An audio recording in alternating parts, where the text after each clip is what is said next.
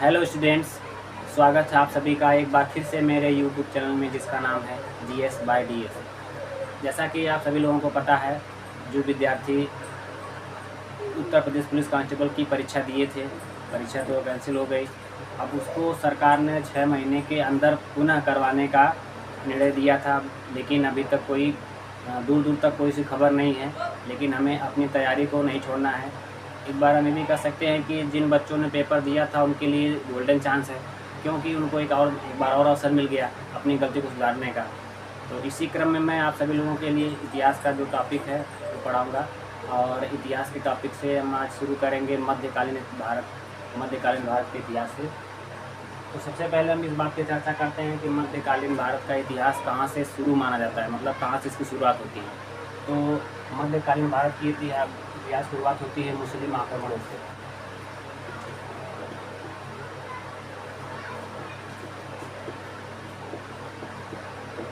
मुस्लिम आक्रमण को मुख्यतः दो भाग में देखा जाएगा।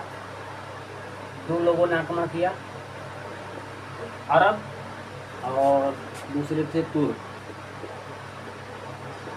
यानी अरब आक्रमणकारी और तुर्क आक्रमणकारी।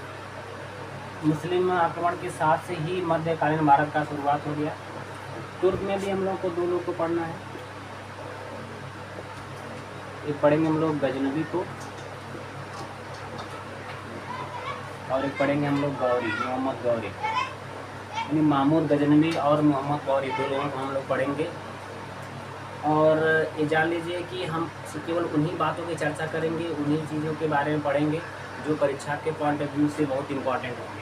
जैसे अब हम लोग पढ़ेंगे सबसे पहले अरब आक्रमणकारी में सबसे पहले कौन था, तो मोहम्मद बिन कासिम।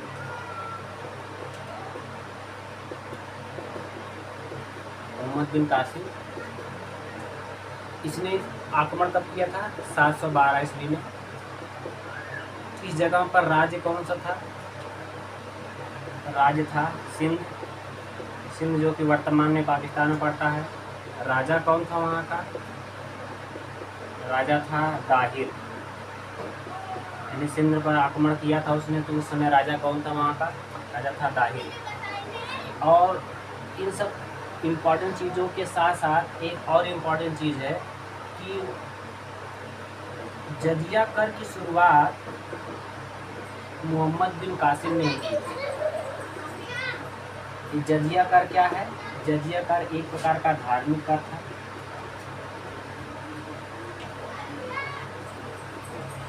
जजिया कर एक प्रकार का धार्मिक कर था, यानी कि ये उन लोगों पर लगाया जाता था जो गैर इस्लामिक थे, जो इस्लाम धर्म को नहीं मानते थे। लेकिन मोहम्मद बिन कासिम ने समाज में 5 प्रकार के लोगों को छूट दे रखी थी।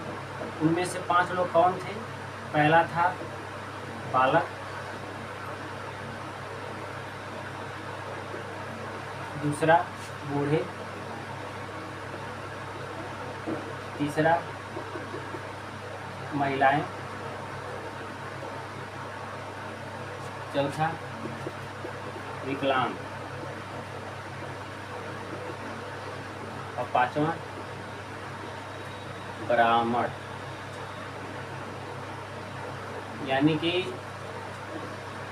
समाज में ऐसे वर्ग जो धन नहीं कमा सकते थे, वो कहाँ से टैक्स देंगे, कहाँ से कर देंगे। उसमें बालक हो गए, बूढ़े हो गए, कमा नहीं सकते, महिलाएं दूसरों पर ही आश्रित होती थी, विकलांग वैसे नहीं काम कर सकते, ब्राह्मण, उस समय ब्राह्मण तबका पढ़ा लिखा तो था, लेकिन वह भिक्षाटन करके अपना जीवन व्यतीत करता था। तो जजिया कर की शुरुआत किसने की थी, मोहम्मद बिन कासिम ने। जजिया कर किन पर नहीं लगाया गया था, बालक, बूढ़े, महिला, विकलांग और ब्राह्मण पर, यानी कुल आबादी का 60% इस कर से मुक्त था। केवल 4% लोगों पर यह कर लगाया गया था। अब जजिया कर की बात चलिए तो हम थोड़ा सा आगे बढ़ जाते हैं। ब्राह्मणों पर भी जजिया कर किसने लगाया था, ब्राह्मणों पर भी जजिया कर लगाया था किसने, फिरोज शाह तुगलक ने। फिरोज शाह तुगलक, हम जो है हम इसको सतल काल पढ़ेंगे तो उसमें इसके बारे में डिटेल से पढ़ेंगे। इसके बाद जजिया कर किसने समाप्त कर दिया था, अकबर ने। जजिया कर पुनः कौन लेकर आया, औरंगजेब। पूरी तरह से किसने समाप्त कर दिया, तो मोहम्मद शाह नाम का एक गुलाम शासक था और इसे रंगीला के नाम से भी जानते थे।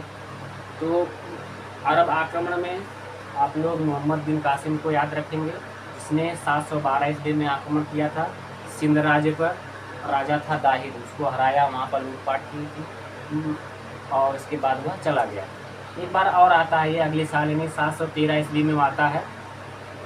तो 713 ईस्वी में आता है तो मुल्तान राज्य पर आक्रमण करता है, लूटपाट करके वह चला जाता है। अगले क्रम में हम लोग पढ़ेंगे तुर्क आक्रमण, गजनवी को, उसके बाद गौरी को। तो आज के लिए बस इतना ही, वीडियो ज़्यादा लंबी ना हो और एक एक टॉपिक करके हम लोग रोज़ पर डे आगे बढ़ेंगे। तो आई होप कि आपको ये जानकारी अच्छी लगी होगी। परीक्षा के पॉइंट ऑफ व्यू से जो चीज़ें इंपॉर्टेंट है हम लोग बिल्कुल वही कवर करेंगे, इससे हम लोग जल्दी सिलेबस को कवर कर पाएंगे। तो वीडियो पसंद आए तो लाइक करें, शेयर करें और चैनल पर पहली बार विजिट किए हों तो इसे सब्सक्राइब करना बिल्कुल ना भूलें।